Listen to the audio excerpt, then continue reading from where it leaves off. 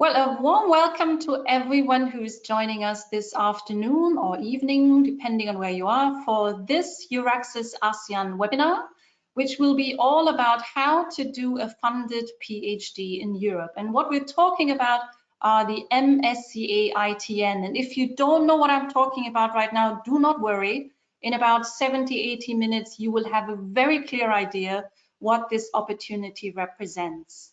My name is Susanne Ransovasu. I am part of the EURAXESS ASEAN team. I'm based in Singapore and I'm joined by a panel of fabulous experts today who will tell you all about this fabulous opportunity to get your PhD in Europe.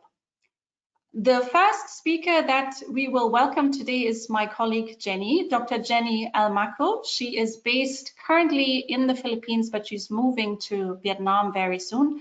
Jenny is not only my team member, but she is also herself a recent or a former MSCA Fellow. So she looks at this from two perspectives and has all the information for you, what this MSCA ITN is all about, how you can apply for it, what the eligibility criteria are, and a lot more. And we have also invited 4 current PhD students. They are joining us from Poland. We have Min. He's currently based in Krakow. Hi, Min. Hi, everyone. We also have Fernando. He is currently in the Netherlands, in Eindhoven. Hi, Fernando. Hi, everyone. We have Adi. He's just moved to Paris. Hi, Adi. Hi, guys. And we have Tiffany, who's joining us from Copenhagen in Denmark. Hi, Tiffany. Hello. And these 4 are the ones whose brain you can pick during the session today because they have applied for this. Obviously, they've been successful, so they have advice for you whether this is the right career choice and how you could go about it. Now, Jenny, without further ado, I give the floor to you for your presentation. Please, Jenny. Thank you very much, Susanna. Let me change presentations first, because I had the presentation for that. 1 second. So yeah, to everyone, my name is Jenny Almaco. So I'm the other half of Susanne, regional coordinator of the European Research Action Service, or EURAXESS. At the same time, I'm also the chair of the Marie Curie Alumni Association in Southeast Asia. And I was, a few years ago, I was also a Marie Curie ITN. Just give me a second while I try to share to you my screen. Here we go. Okay. Okay, please give me a sign, Susanne, if you don't mind. You can see my screen. Is that all right? Yes, we can see the screen, just not on single slide. If you just full screen, perfect. Yeah, awesome. Okay. So what you will hear from me this afternoon is really a background on the Marie Skłodowska-Curie doctoral fellowships, especially in the context of Horizon Europe. So just a little bit of an overview, right? Very quickly on Horizon Europe. This is actually a successor of Horizon 2020. I think a lot of you have already heard about Horizon 2020. So it's already 2021, and we have a new structure when it comes to research and innovation in the European research area, and that is Horizon Europe. If you look at that, there are actually 3 pillars: excellent science. Pillar 2 is on global challenges and European industrial competitiveness. And Pillar 3 is on innovative Europe. So the Marie Skłodowska-Curie Actions is in Pillar 1, which is part of excellent science. And the idea really is to reinforce and extend the excellence of the European Union's science base. Right. So what does the MSCA Doctoral Networks aim to do? So it aims to train creative, entrepreneurial, innovative, and resilient doctoral candidates able to face current and future challenges and to convert knowledge and ideas into products and services for economic and social benefit. So the MSCA doctoral networks will raise the attractiveness and excellence of doctoral training in Europe. They will also equip researchers with the right combination of research-related and transferable competencies and provide them with enhanced career perspectives in both the academic and non-academic sectors through international, interdisciplinary, and intersectoral mobility combined with an innovation-oriented mindset. So if you look at that, it's not just really harnessing your research, but also making sure that you also develop your soft skills and also enhance your networks. So MSCA in Horizon Europe from 2021 to 2027, there are 5 main categories. You have, of course, the doctoral networks, which we will be focusing today, but there's also the postdoctoral fellowships. This is a successor of what we called as the individual fellowships before. And then you have staff exchanges. You also have the co-fund and MSCA citizens. So as I said, we will focus on networks training PhD candidates for today's session. So let's go about it a little bit deeper. So you've talked about the doctoral networks. These are multi-beneficiary actions to set up doctoral programs, including the industrial doctorates, which are trainings in academia and industry. So there's a joint supervision. So there is a time when you do a secondment in industry. So you're not only limited to a laboratory inside an academic institution, but you have a chance also to do your research or to have an exposure in a non-academic setting, so in an industry setting. You have also what you call as joint doctorates. These are joint collaborations leading to a joint or multiple doctoral degree. There's a joint selection and supervision, and there's a pre-agreement for joint degrees required. So essentially, the doctoral networks respond to well-identified needs in various research and innovation areas, bottom up.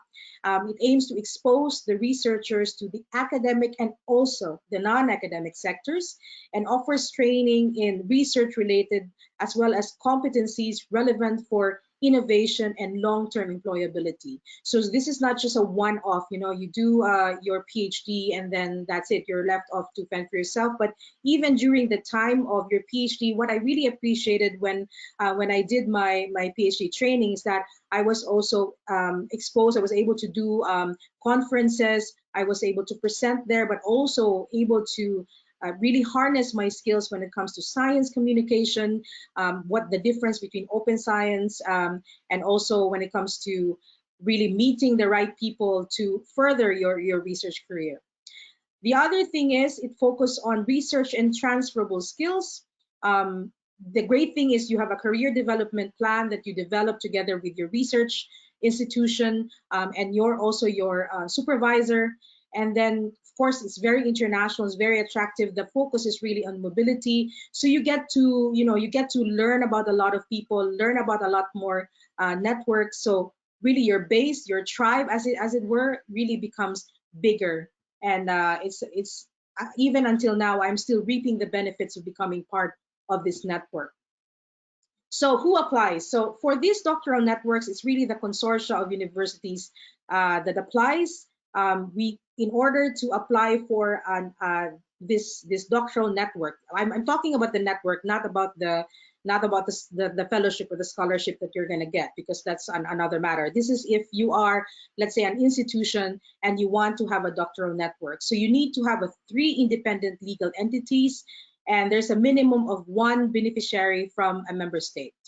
And all beneficiaries must recruit at least 1 doctoral candidate, and they are required to host this candidate, and that will be you, those of you who are attending right now, to host them at their premises and then supervise those that they recruit as researchers, or use associated partners to link them. So in my case, for example, the coordinator of the doctoral network was the University of Deusto, but I was assigned to do my research as part of the research team in the University of Bradford in the UK. So in this case, the head of the consortia was in Spain, but I did my research in the United Kingdom. So this is just an example of the mobility that is possible.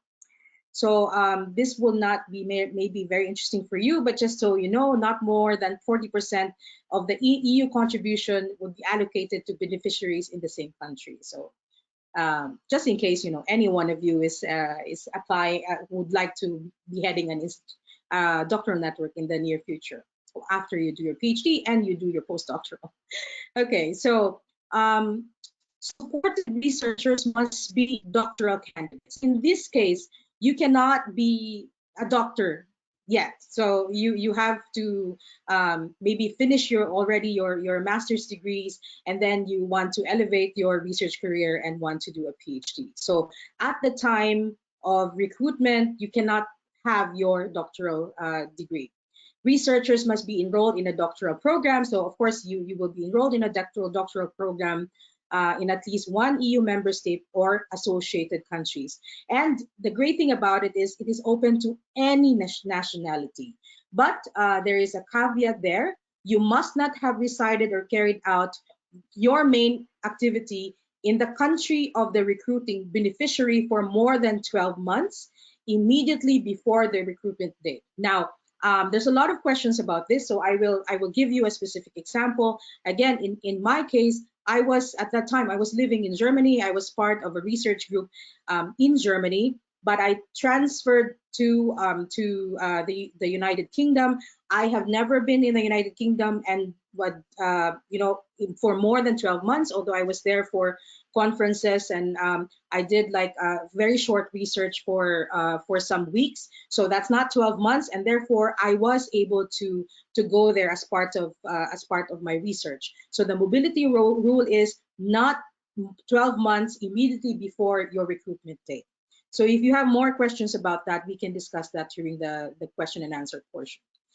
So what does it look like when you become a doctoral candidate? So that's essentially 360 person months, that's the standard, plus 180 additional person months for joint or industrial doctorate. So that's an incentive because you are doing another mobility to non-academic institutions or in industry. So the program is essentially 48 months, the fellowship between 3 and 36 months. The secondments worldwide would be like up to 1/3 of the fellowship duration.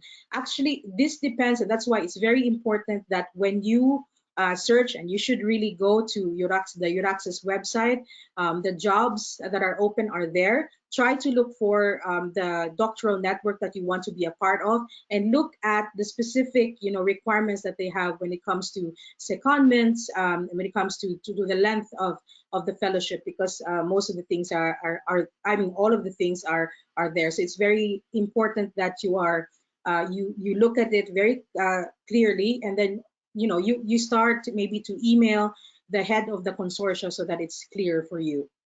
So when it comes to industrial doctorates, and this means that you have your doctoral network has a partnership with a non-academic sector.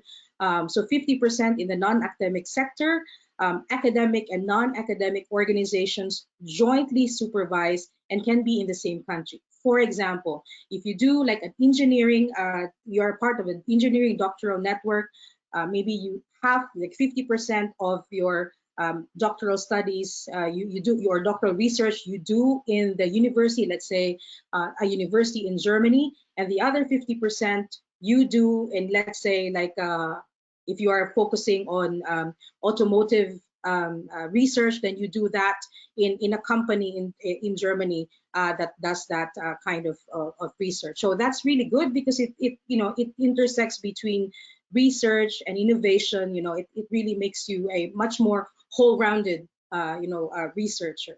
So these calls are subject to change, okay, because we're still working on the European Commission is still working on the final days on the work packages. So just keep in touch with us in Euraxis so that you know about the schedules of the calls. But please do prepare in advance. So just to give you a glimpse of you know, of the financials, because I think this is very important. So if you are recruited as a researcher, as a part of the doctoral network, So the living allowance, more or less, is this. I'm saying more or less because it depends on the country where you are going to.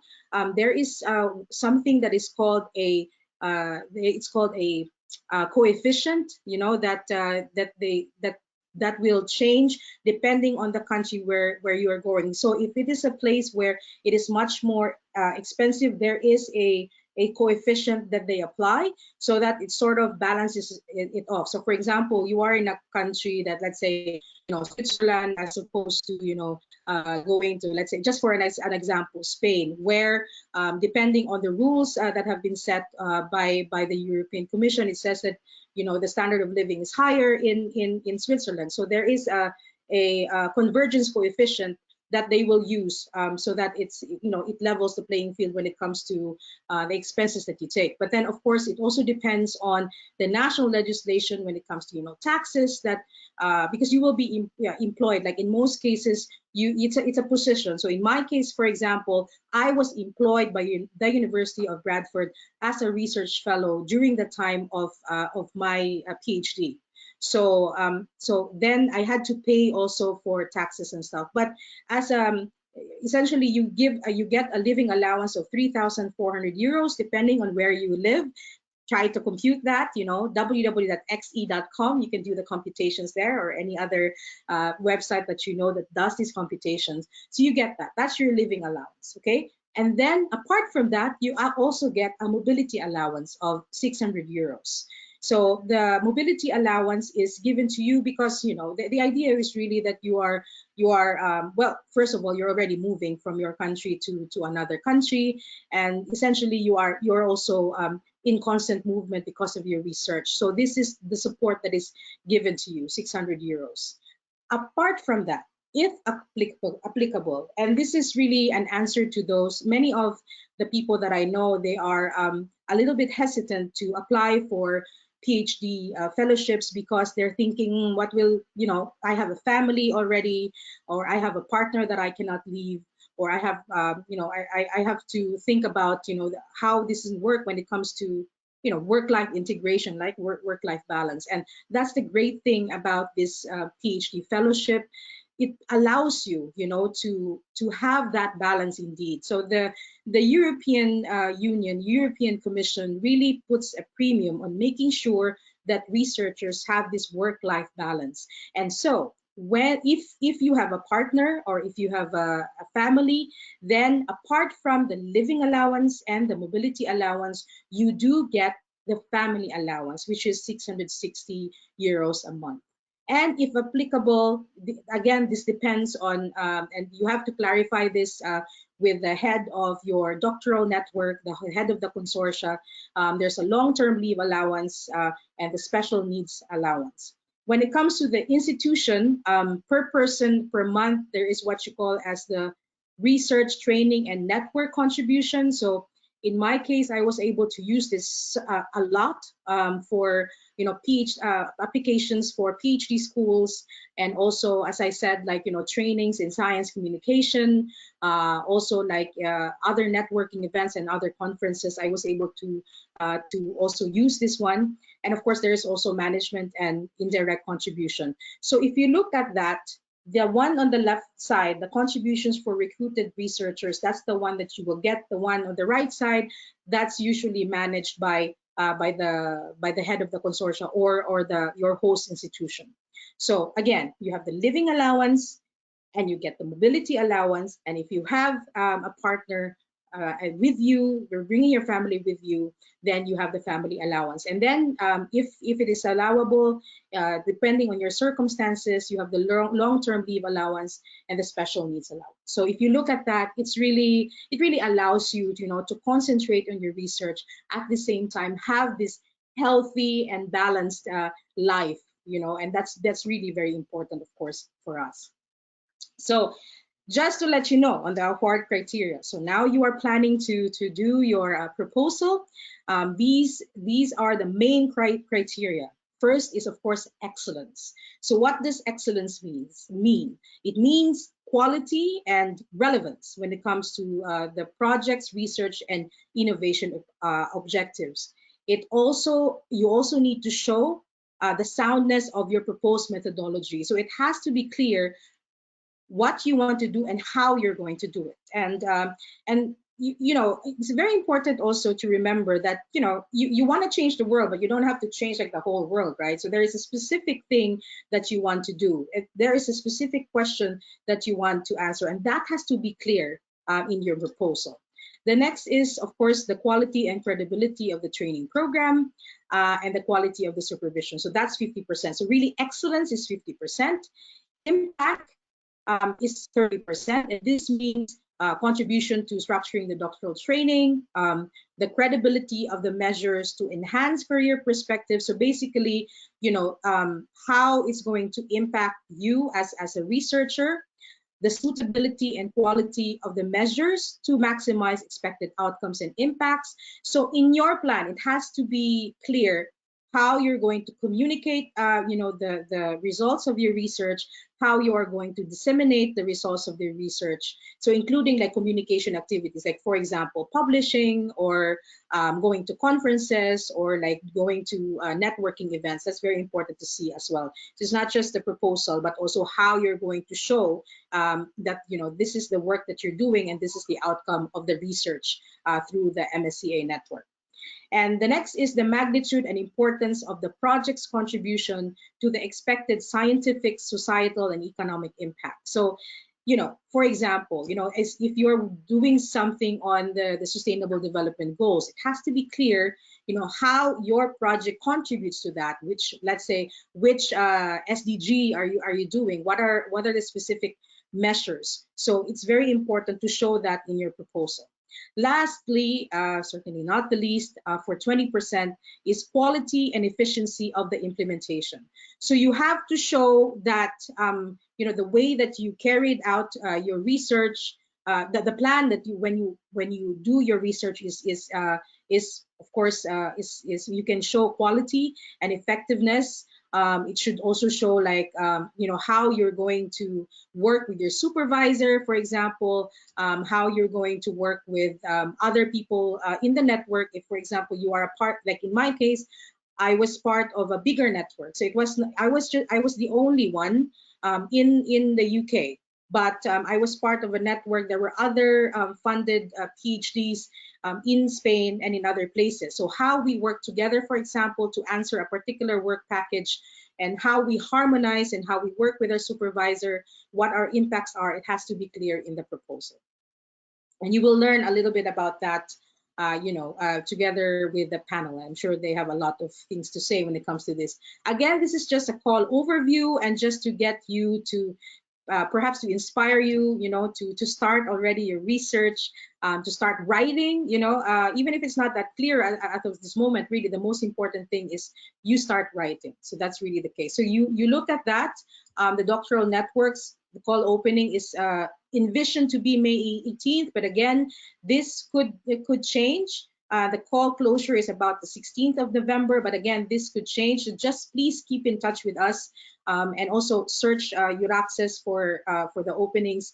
Right now, I'm very happy to say that there are already you know, institutions that are telling us that they will be opening the doctoral network. So please watch out for more information about this.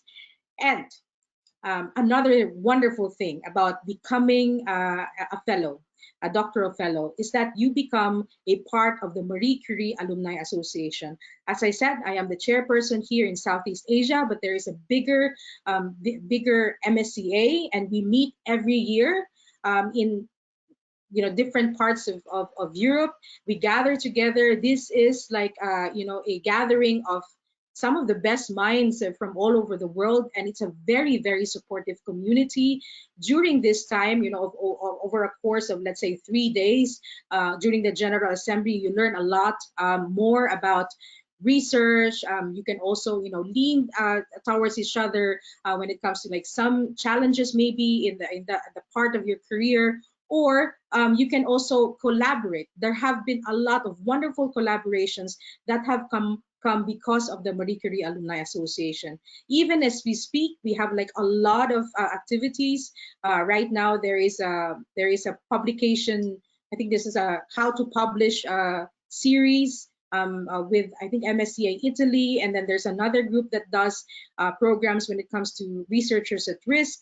And then, I mean, there's a lot of things that the Alumni Association is doing. Euraxis ASEAN, for example, works with the MCAA in Southeast Asia. We are planning to do like mentoring activities, so please watch out for that. We are going to try to get several alumni to help, you know, when it comes to already the technical writing process, and just, you know, also to give like some you know, inspirational support, you know, during this time of the application. So that's the wonderful thing as well. You can be a part of the Marie Curie Alumni Association. And this is just a picture. Of course, we have COVID, so we had to meet online, but look at this wonderful faces from different places. We are in different parts of the world. And the wonderful thing about also of the chapter in Southeast Asia is that they are really eager to help. You know, it will make us feel so good, you know, and so accomplished if you join us. So please do so. All right. So that's just a look at the MSCA doctoral network. So please, if you have any questions on other things, you will have the fellows anyway. So Susanna, if there are questions, please let me know. Thanks so much, Jenny. I think we will wait with the questions until we've heard from the fellows. I just wanted to briefly summarize what Jenny has said. So we have two different things here. We have, of course, the European institutions that together with industry partners and institutions across the world are forming consortia, so-called ITNs, innovative training networks. And within these ITNs, they are offering PhD opportunities. Now, for these PhD opportunities, there's no deadline. They are announced throughout the year. So at any point in time, if you look at the Euraxis jobs portal, or if you follow us on social media, you will see that we're posting literally every day new PhD opportunities within these ITNs. And you've already heard a little bit about who is eligible. And I think we will now invite our fellows to share with us which ITN they're a member of, how they applied for it, and what their advice is for you. And maybe we'll start with Tiffany. So Tiffany, I said, is in Copenhagen. She told me already that the little mermaid that is standing there is still there. I'm just inviting Tiffany now to share her screen. Hi, Tiffany. Please tell us a little bit about yourself and maybe the PhD that you're doing. Yes, so can you see my screen now, Susanna? Perfect, yes.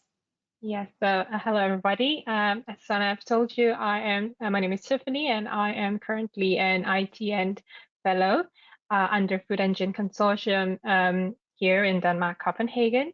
So that's the title of my PhD studies. We call it the stability of oat-based drinks. So I'm a food science doctoral PhD student, and I'm hosted by the University of Copenhagen, and my partner is KU Leuven and Dole.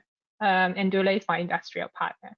So perhaps Jen and Susanna have talked a little bit about a consortium, so the network, and I've told you that I am part of Food Engine. So perhaps I give you a little bit of background on what is the Food Engine consortium. So we are consisted of all the partners. You can see the logo below, and it's 9 partners.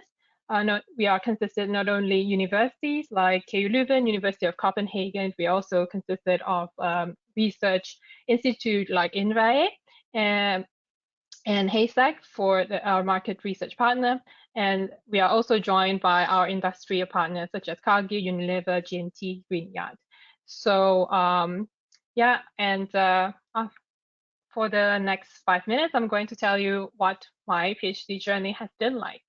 So a little bit on my academic background. So I'm Indonesian, and I have a Bachelor of Engineering from University of Indonesia, and I graduated back in 2013. And then I did my master in Wageningen University and Research in the Netherlands in food technology. So that's a little bit of a change in major there. And after that, I finished my master in 2018. I directly applied for this PhD program. And then I started my PhD in January 2019 in the University of Copenhagen. So for a little bit of experience during my application processes, I was very lucky that my friend notified me of the call for this network. I have never heard of Euraccess before, so you guys are a step forward than me back then. And yeah, and then afterward, after I knew about the call, I educated myself about the network, about the program and everything, and it sounds such a wonderful program, and that's why I applied. And I applied back in April 2019 for the deadline already in June. So the deadline was in June 2019. So that was my first advice to you: start a little bit early, because you will most likely have to write a research proposal on the topics. And it takes a while to write a good research proposal, right? And you also need to write a cover letters and things like that. So start early and have it checked by people that is used to write a research grant and a very nice cover letter. Because yeah, reflecting back during my application process, I was not really experienced in making those before, and the application process on its own definitely taught me quite a bit on how to write those things. And then I was accepted by November 2019. I think one of the unique thing about my application is that I do not get accepted during the first call. So actually I was rejected for my first application, but then they seemed to like my application, and then they suggest me to apply for this program in the University of Copenhagen under the same Food Engine umbrella. So after I talked with the supervisor here, my supervisor is Carsten Olsen, and we seems to connect quite a bit. And yeah, and I decided to reapply, and I was accepted as a fellow. I think I was among the last one to join, and then I started a bit later in January 2019, because I think the rest started in August 2018 or something like that.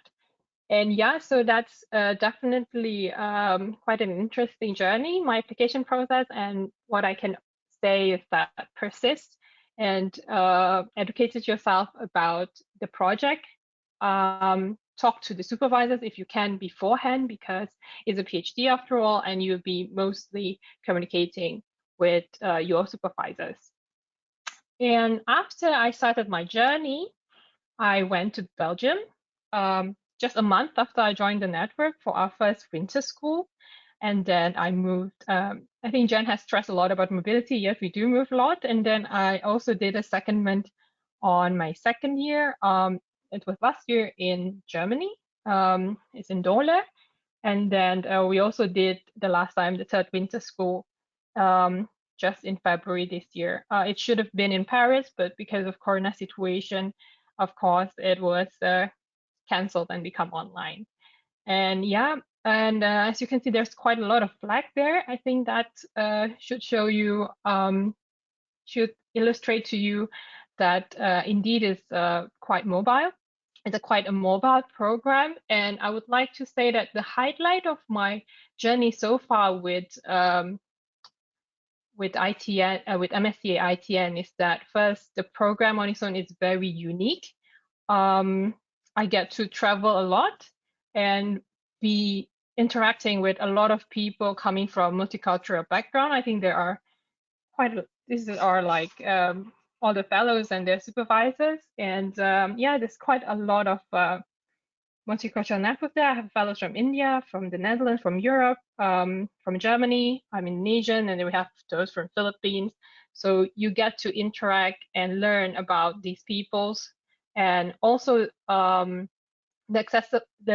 access to various facilities in our network is also very much appreciated. For example, I did my experiment in Dole, and then I got a very big pilot plant access over there, and also in KU Leuven, I got to meet with a lot of chemometricians and multivariate data analysis experts that really helps during my data analysis part of my PhD.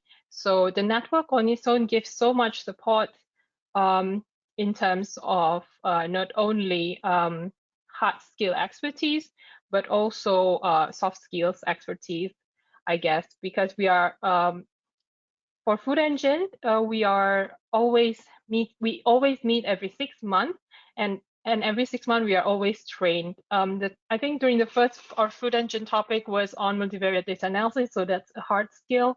But then afterwards, for our summer school, we have like what did we have? We have a behavioral training, and the last time during our last session here on Third Winter School, we also have like career coaching and what to do after this PhD. So the network on its own really provided you with a lot of skills that will be useful, I believe, during your PhD, but also at the end of your PhD after you finish. And besides that, of course, financially, it's a very good program. It's one of the best the best program in terms of financial that you can get, I guess, if you want to do a funded PhD program. And then I guess to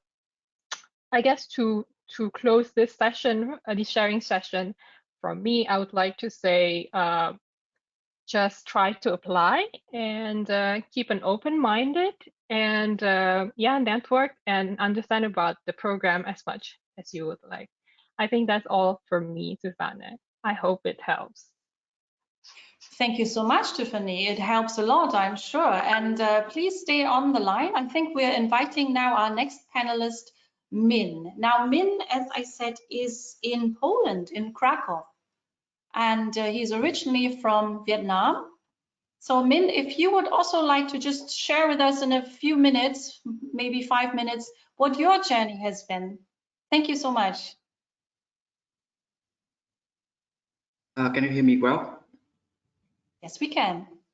Okay, thank you for your very kind introduction indeed. So hello again, everyone. Good morning and good afternoon, everyone. It's Minh, and I'm from Vietnam. I am currently the second year PhD student in Europe. My host institution is Laboratoire Catalyte Spectral Chimie, CNRS in France. And my second one is AGS University of Science and Technology that I'm currently studying in Poland. So it is my great honor to be here to share with you some of the my personal experience on how. Okay, sorry, I got. Okay. How to do a funded PhD in Europe, and yeah, it's I'm going to talk a little bit about the Maria Skłodowska-Curie Actions Innovative Training Network Program, as well as my personal project. It's called Pioneer.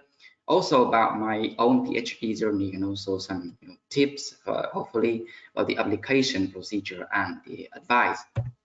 So the MSCA ITN was carried out aiming to support the doctoral program as well as the joint research, and so also the scientific activity. It is in collaboration between the university, the institution, and the industrial partner around Europe. So my project is called Pioneer, cover 15 us under the supervisory, the steering, and the management boards. And I also believe that is absolutely enormous scientific groups that we have had. So I am the earlier state researcher number 6, dedicated to catalyst synthesis in the fusion of plasma for carbon dioxide recycling. So why is that the MSCA and ITN? So first of all, it is absolutely incredible, well-organized consortium, right? Also, a practical experience can learn a lot because you need to move between the institutions where you can cultivate your knowledge and learn a lot of skill, including soft skill or everything. Also, independent research, absolutely, and also the chance of interacting with the international candidate, the PhD student from all over the world, and also the culture. Like we are Asia, right? We are Southeast Asian people, right? So it could be wonderful if we can live in the second life, just join the country with a different custom and also culture. And finally, it's about payment. So it's pretty good indeed. And also here I put the picture, so you can quickly visualize that what I'm actually doing right now is a reactor with plasma inside for carbon dioxide removal. What I showed here is about my PhD journey. So back in 2018, when I was in Germany, just like you right now, I was looking for, typing in the internet for information that I can become the PhD student. Also, like was the very first page that I hit is about the European Commission main page, also the Marie Curie scholarship. But honestly, I absolutely have no idea where to go at that time. So in 2019, when I defend thesis and go back to Vietnam, I work for DAAD lab. We have the lab located at the University of Science and Technology. So if you're Vietnam guys, you should know about that. And I got the offer, I got the information from my teacher. She's very nice, she's a powerful woman indeed. And she gave me the information. And when I checked that, when I just look back, everything, and coincidentally, the information she gave to me is about the Marie Curie Actions. So it's all about the way that how can I approach the project. Now, what about the application procedure and some advice?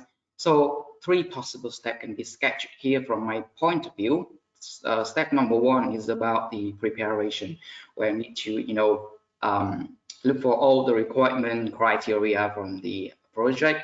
You need to work on the document, on the certificate. Sorry.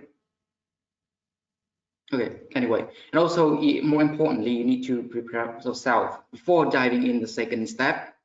It is a interview section where you need to show up yourself, your ability, manufacture yourself, convince your supervisor that you are the one, not the other, right? And then you got accepted, you got the a little bit time for visa application, and then you're ready to move. So some of my advice, well, is not an advice, just some suggestion. So first of all, stick on the criteria. Have you ever asked that, how people just create the project with lots of criteria, requirement, right? So first of all, just need to follow closely as you can for every single criteria, and you need to meet that first. The second one is about the idea in your mind. So what are you actually doing? And also it's processing in your mind. So I know that you have a lot of idea in your mind, but you need to classify that. You need to put that in the right order. And I can say that this is a prerequisite for the entire process. And the third one is like a little bit like personally, like do not go immediately to your proposal of writing from the beginning of time. I mean that people just go directly into writing, for example, proposal or CV or something like that. But my suggestion is just slow it down a little bit. You can see the big picture. So if you really want to go further, higher, even faster in your long run, so you need to slow down a little bit of your beginning time. And keep in mind that simple is the best. So apart from those the formal and also the paperwork part, I know that it's nothing can encourage you or motivate you or inspire you more than the imagination of the future, right? So I put here some of the picture. This is a city that I'm currently living in and studying. They was in France last year, Mont Saint-Michel, and also the experimental section. So I'm about to finish now. Thank you for your attention. And leave here the one of my favorite work is about everything is energy, and that is very sweet. Match the frequency of the reality you want. You cannot help but get that reality. It can be no other way. This is not philosophy, this is physics. So it's not from me, it's not from our outside, it's from our great Albert Einstein. So thank you again, and I'm excited to get the question. Thank you so much, Min. That was super inspiring. And I'm sure that our audience is as excited as I am now, and I see lots and lots of questions coming in. But we'll first ask, I think, Fernando, who's in the Netherlands, in Eindhoven, to also tell us a little bit about his PhD journey. Fernando, the floor is yours. I'm making you presenter, so you can also share your slides. Thank you. Let me get the slides up. Oops. There you go. All right, everyone, good morning, good afternoon in Asia. My name is Fernando Lit, and I'm a researcher at the Circular Plastics Network for Training. Today, I'll talk to you about my 9 months, more or less, experience so far working on this project. So a little bit about myself. I did a bachelor's in chemical engineering, and then when I graduated, I worked for a few years in process engineering. After a few years of working, I thought I wanted to do a master in industrial management. So I did an Erasmus Mundus master's. And after finishing that master's, I decided to do a PhD as part of the Sea Planet project. How did I learn about Sea Planet? A friend told me about the opening, and then I thought it would be an interesting job because it combined parts of the things I'd studied before, a bit of chemical engineering for the plastics aspect of the project, and then some management and circular economy aspects, which I am personally interested in. But I also saw that this job was on the Euraxis portal. So if you're really searching for Marie Curie Innovative Training Network, you really have to check there every now and then. So what do I think is special about Sea Planet? One thing is that we have a huge network of academic and non-academic partners scattered all over Europe under the Sea Planet umbrella. So you really get to connect with many companies and universities. And then we're also a huge team of multidisciplinary researchers, and we help each other really gain a broad experience and understanding of the circular economy for plastics. So this is a team of 15 people with really different backgrounds, from chemistry to chemical engineering to political science to marketing, and you learn from everyone.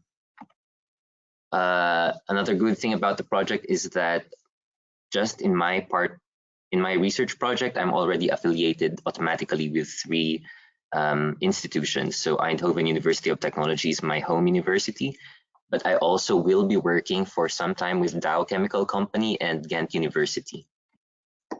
Then the one really nice feature as well is there's a lot of network training events, which are basically conferences organized by the Sea Planet Network, distributed over the 3-year period. So there will be 7 training events, and we were supposed to be in these different countries at each training event, but because of COVID, we had to do it online.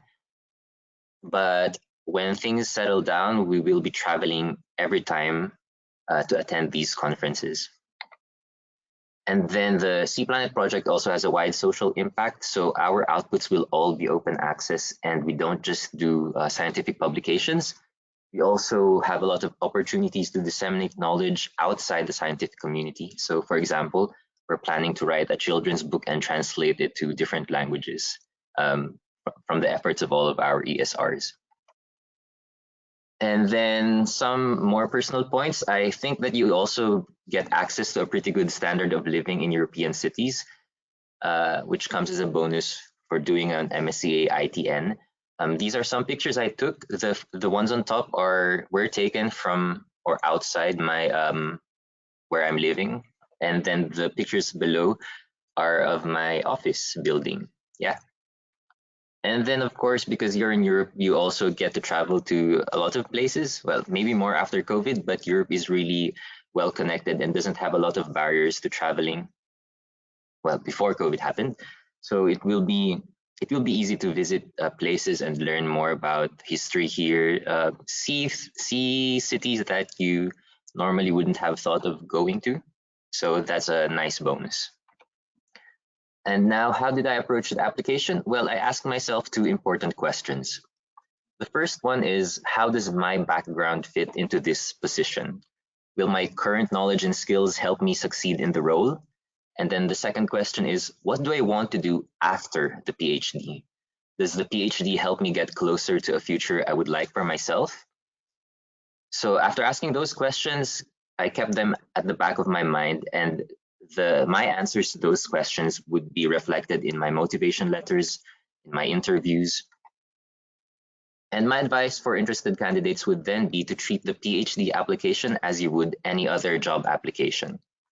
In my case, I'm actually, I have a contract with the university, and I'm considered an employee of the university and not a student. So I really had to go through the process. And even when I left the Philippines, I had to leave as an overseas worker and not as a student. So I had a different kind of visa. Also, tailor your application documents to the position you're applying to and highlight your strengths and motivations. So in my case, they published everything on the website, the kinds of skills that they wanted you to have, the kind of interests and experience.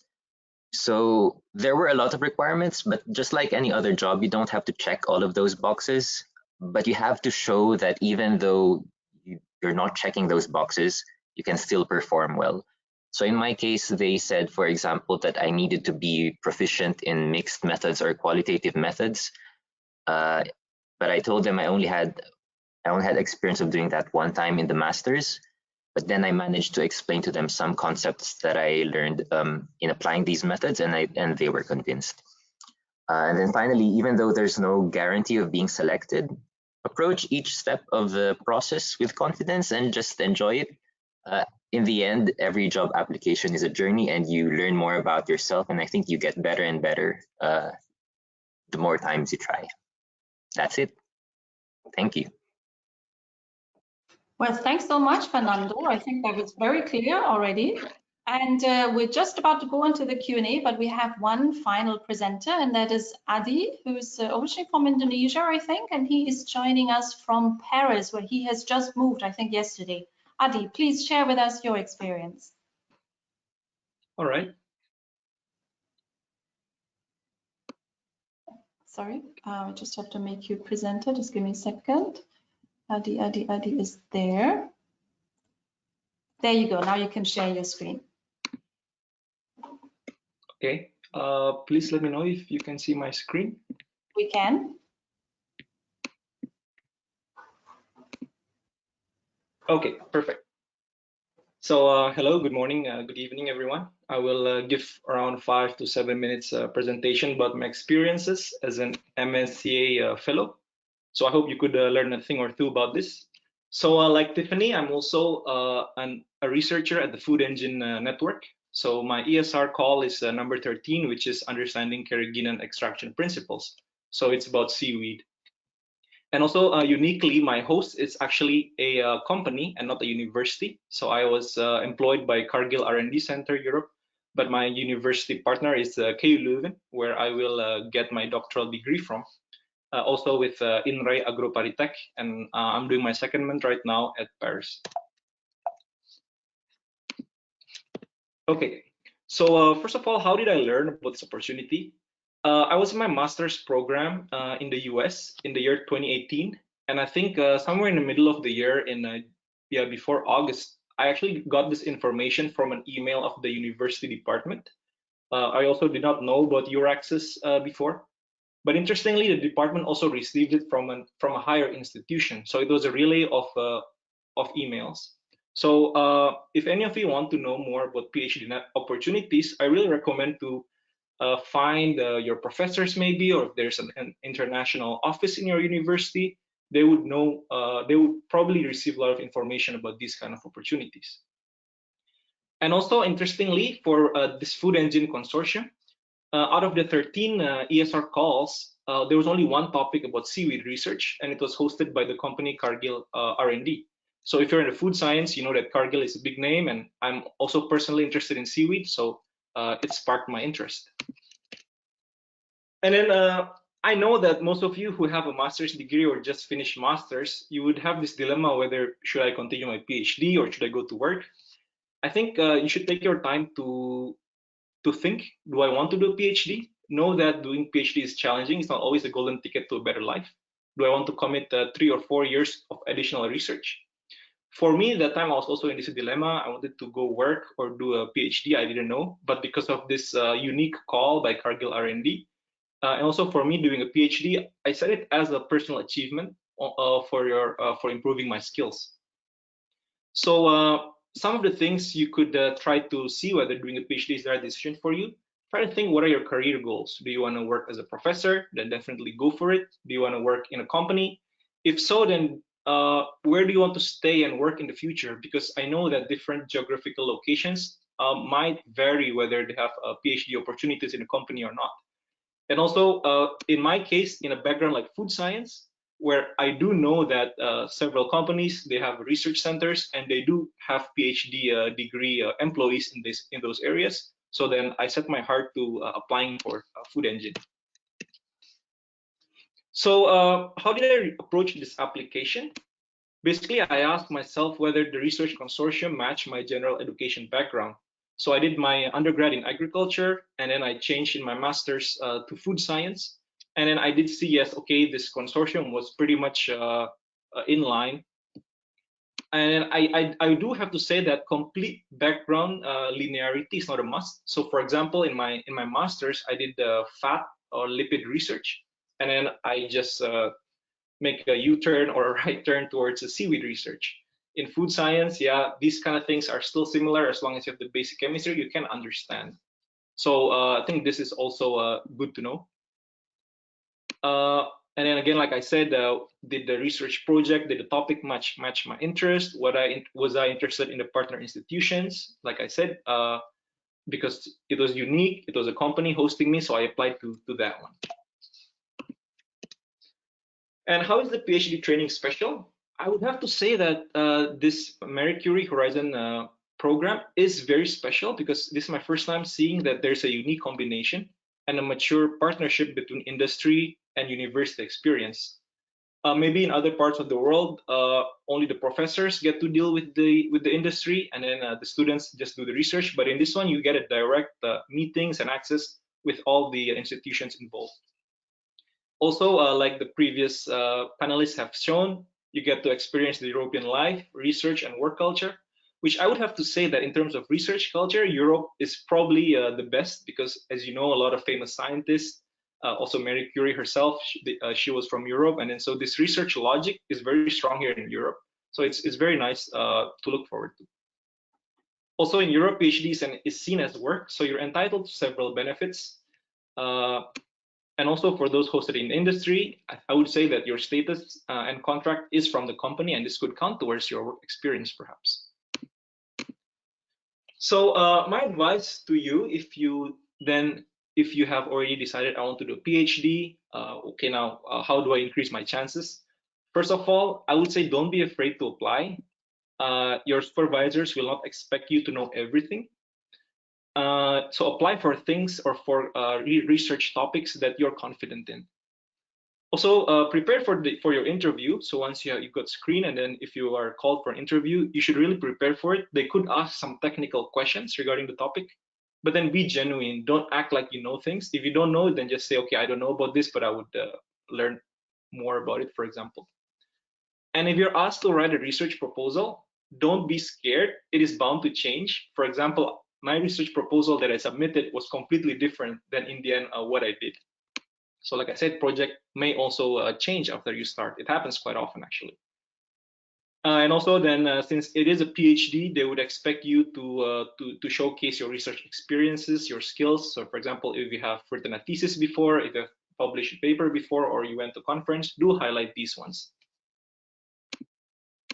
So finally, my advice again is don't be afraid to apply to this program. Be proud of your past research and work experiences to boost your PhD application. Thank you very much. I think that is all, Suzanne.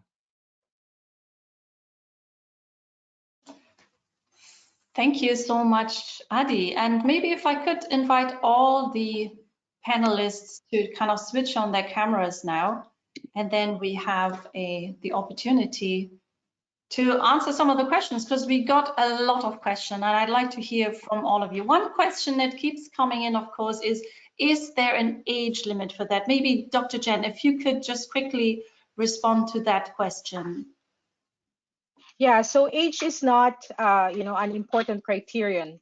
What is an important criterion here is the number of years of your research career. So you have to be an early stage researcher when you apply for the Marie Curie doctoral fellowship. So that means that at the time of recruitment by your host organization, you should be in the first 4 years of your research career. And also that, of course, you shouldn't have been awarded a doctoral degree. So the question is, how does this start, right? So the 4 years start, you start the count from the date when a researcher obtained the degree, which would allow you to embark or entitle you to.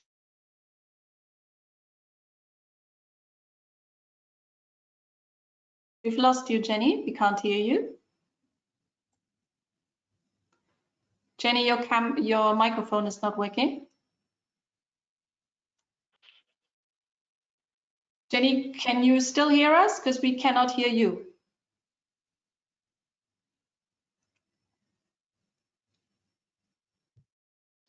Okay, so we've lost Jenny for a bit. Inclusive when it comes to that. Yeah. Okay, so Jenny has come back. Sorry, we lost you there for a second. So maybe the fellows can tell us a little bit. Tiffany, what is the age group in your consortium? Is it all very young people, or are there also some that are maybe coming from different backgrounds?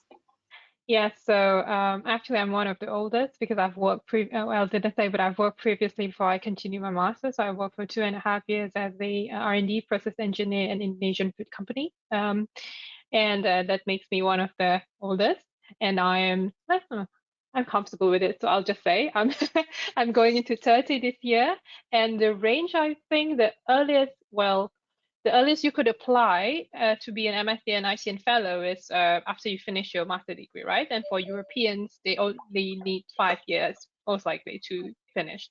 So they are like 23, 24 when they started the ITN, and then that's the range then. That's 23 until I think one of the oldest fellows in our member, 31, 32. So yeah, that is quite a range, and it's also provided us a nice experience to work with people from various age groups, culture, and background as well. Yes, I think that's also what Jenny was saying, that this is a career development funding scheme. So you must not have started a PhD yet. You must not immediately start after your master's, but you can, because this is a question that also has been asked many times, whether you can go straight from your master's to apply for this. Yes, you can, but you must have completed your master's degree at the application deadline. Now, another question that keeps coming up is, how well prepared do you feel for the job market? So maybe we'll ask Adi, how well prepared do you feel? Adi is just dropped out, so maybe we just ask Fernando. Fernando, how well prepared do you feel being a graduate from an ITN? How do you think has this set you up for the job market? Yeah, so my graduation would be in 2023, so it's quite a way off. My opinion about the skills you get from a PhD, they are really useful skills. So basically, you are running your own project.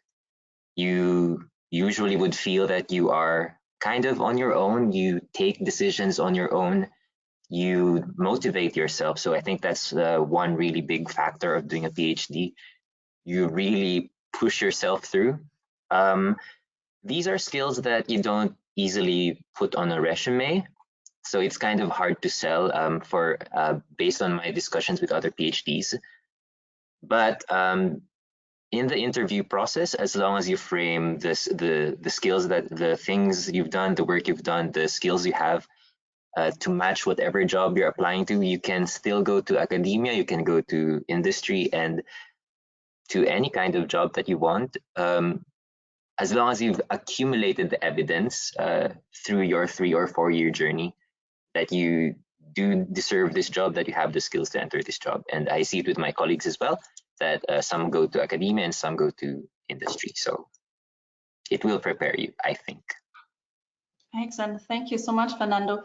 Now, another question that people are asking is whether this is a program where you'll only find Europeans. So maybe you, Adi, can tell us a little bit about the composition of your network. You know, where are your fellow PhD students from?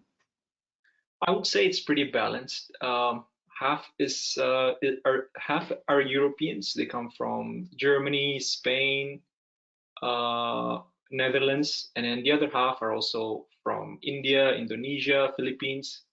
And I think it just depends on the topic of your research and which peoples are interested in your consortium. Thank you so much.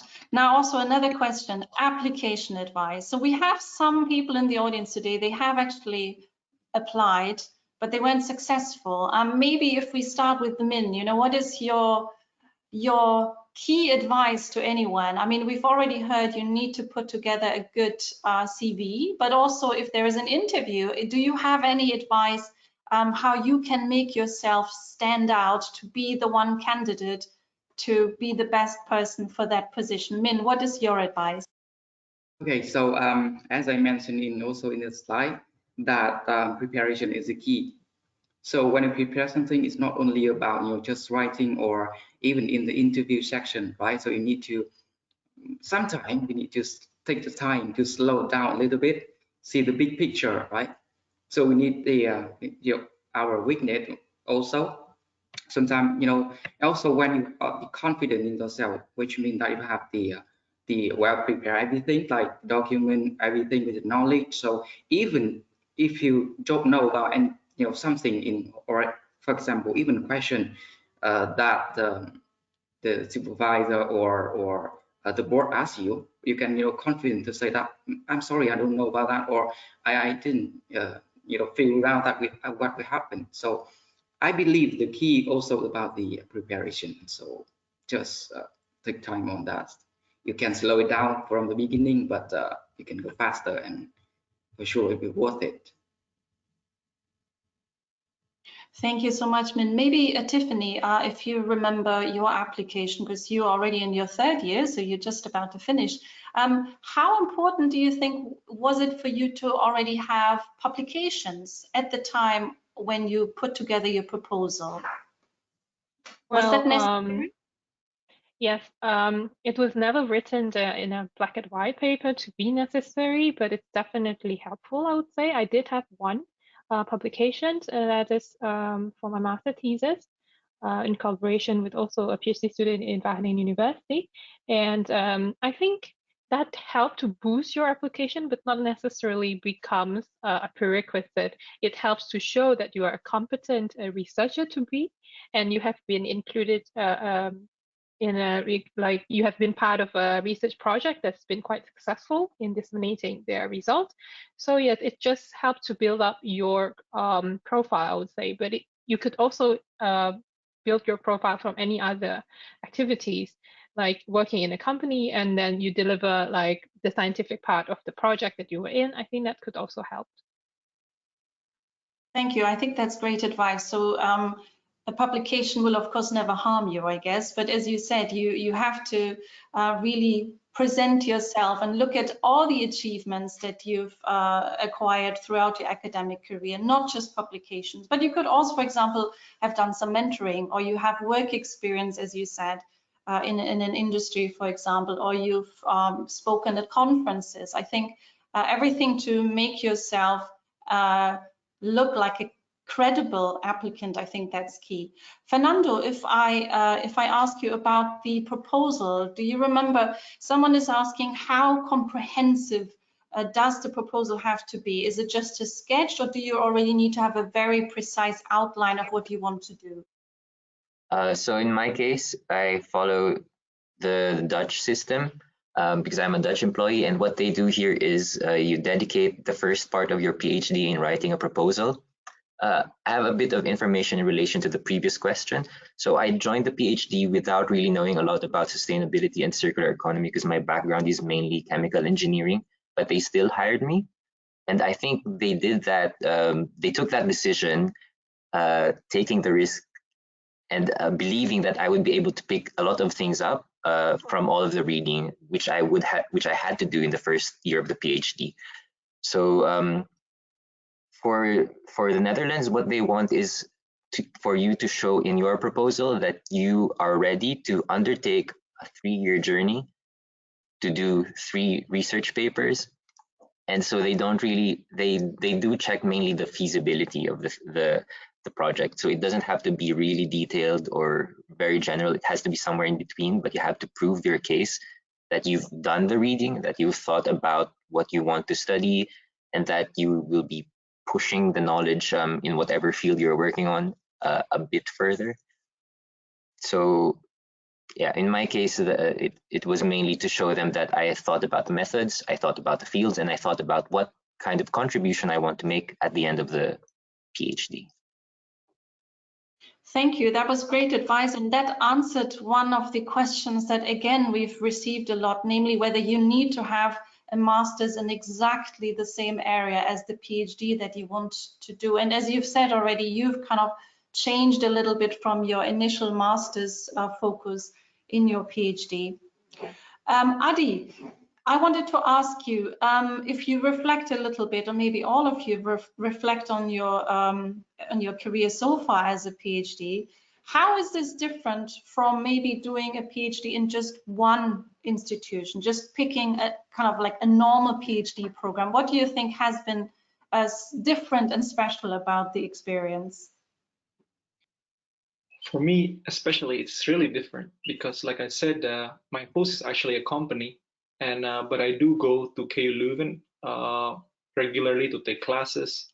So the people that I talk to every day while I work, these are employees, these are researchers, these are all PhD holders. I could ask them what they do, what their kind of works are. I'd get to know what is the latest trends, what are the latest work or industrial research in that field. So it kind of really put me in a place where I know what to expect. I know how to plan my future, and I do have examples, living examples of how to build a career in an R&D type of food industry, for example.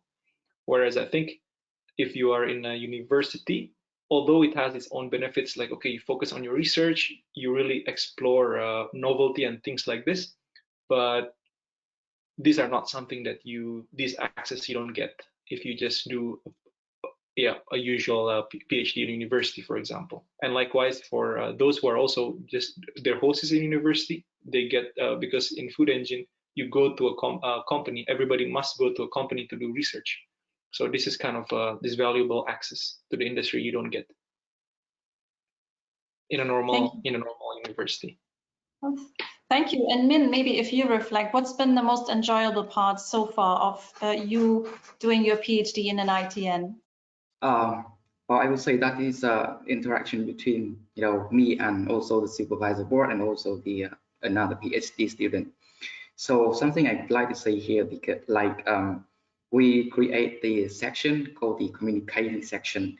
Monthly, we just gathering together and talk about everything in life, love, work. Sometimes we even complain about our supervisor as well. So the working in this project, we can express ourselves in a freedom way, but not just in the vague way, right? But the interaction or a broaden horizon as well as cultivate the knowledge. So I think the key. Also, like the movement, I don't know that you guys here need to move a lot, like me, because every single 6 months I need to train my workplace between the host institution and also the secondment. But because of the complexity of COVID-19, so sometimes we stuck. But when we can move that like that, so it's like absolutely experience. So yeah, to me point just like that. Thank you so much. And I've got maybe a final question for Tiffany and Fernando then as well. how well supported did you feel throughout this process? Maybe Tiffany, I mean, not just in terms of the academic or the research knowledge that you acquire, but also career development skills or other support, as we heard from Min, you're moving all the time. You know, how well supported do you feel? Because this is probably of concern to some of the listeners today who might find this exciting, but maybe also a little bit daunting that you have to kind of move between different countries. What can they expect in terms of support?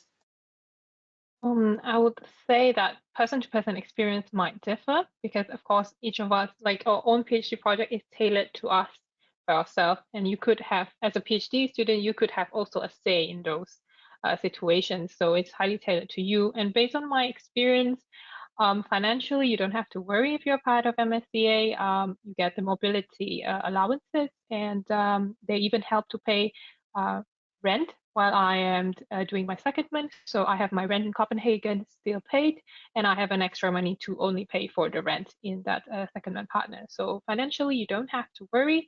And other supports, I would say moral support from my supervisor are very great. I'm in Denmark, where work and life balances is very strongly upheld, and I'm learning day by day also to put it into place, because as a PhD student, sometimes you're struggling to put that work and life balance, but trying. And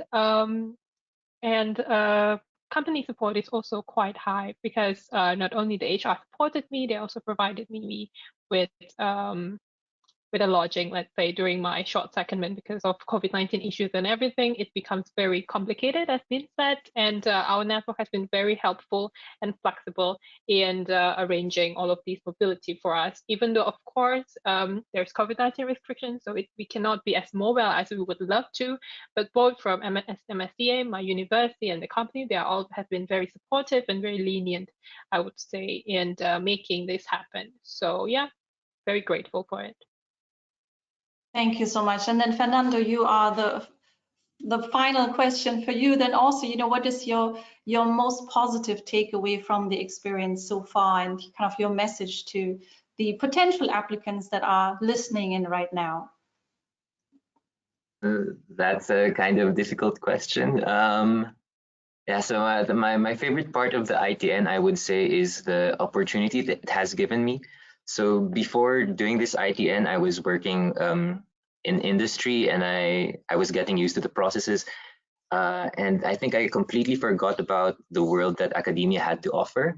I wasn't really interested in doing a PhD, to be honest. And then now that I'm back in PhD, in academia, I mean, I feel quite satisfied at the possibility of just sitting in a room. Well, technically you're being paid to read, to learn more things, to find out about something and work on a problem that normally I wouldn't have been able to work on if I were working with a huge company. So that's the nice thing for me, the challenge and the opportunity. And then at the same time, I also feel that it's been a huge journey for me, because I had my interview in March last year. I gave them the yes right when the lockdown in the Philippines began. So it was a huge uncertainty for me if I would be able to go to the Netherlands or not, with all of the crisis at its high. And I felt completely supported through the whole process, even though all of the countries were on lockdown. My supervisor kept telling me, yes, we chose you, we want you to be here, we will help you get here. I was worried that I wouldn't be able to get my visa and get to the Netherlands in time for my contract start date in June. And they reassured me, everyone's working from home. You can start from the Philippines and then we'll get you here. So I wouldn't say it's the same for everyone, but I think I was lucky with my supervisory team and with the overall network so far. So yes, I probably am on a PhD high because I'm in my first year, so I'm still very positive about everything. But yeah, it's been a great experience so far, and it is a really huge decision. I wouldn't really push everyone to take a PhD. It is very difficult, at least from what I see. But if you are if you think you really fit the profile of doing a PhD, the MSCA ITN is really, for me, one of the most attractive options. Now, that was a wonderful closing word, I think, from Fernando. And thank you so much for these fabulous testimonies. That was very, very helpful. I think most of the questions have been answered. One final answer to the people that were wondering if they are getting a recording. Yes, we will share a recording of today's session. We will also share with you some of the slides once we've received the approval from the presenters, and you will get all this in the next couple of days, so don't worry about it. There was one final question, and that is, I guess, is a very important one. Where do I find the offers? How can I find PhD openings on these ITN? And I'll hand over for this part just again to Dr. Jenny, who will show you the Euraxis portal. Yes, thank you. Can you hear me now? I'm very sorry for the connection. This is the problem when you are in the Philippines. It's a little bit not, yeah, you know what I mean. So now I'm showing you. I hope you can see that. So if you look at the Euraxis site, and I'm very happy to note that several of our fellows have said that, you know, they found their positions and their fellowships from the Euraxis site. So this is the Euraxis website. So if you go to jobs and funding, and then what I did just to make it faster is that I already put like the MSCA ITN here in the search for jobs. And right now you have like 144 search results. So you can just click which one you feel you're interested in. You can also filter this. If you look at this, you can filter it with the, you know, you can sort it through the deadline, for example, or the kind of sector that you are interested in. And if you see now, there are a lot of things that are open. So just to make sure that it's not misunderstood, a while ago I gave you a presentation on the Marie Skłodowska-Curie Actions.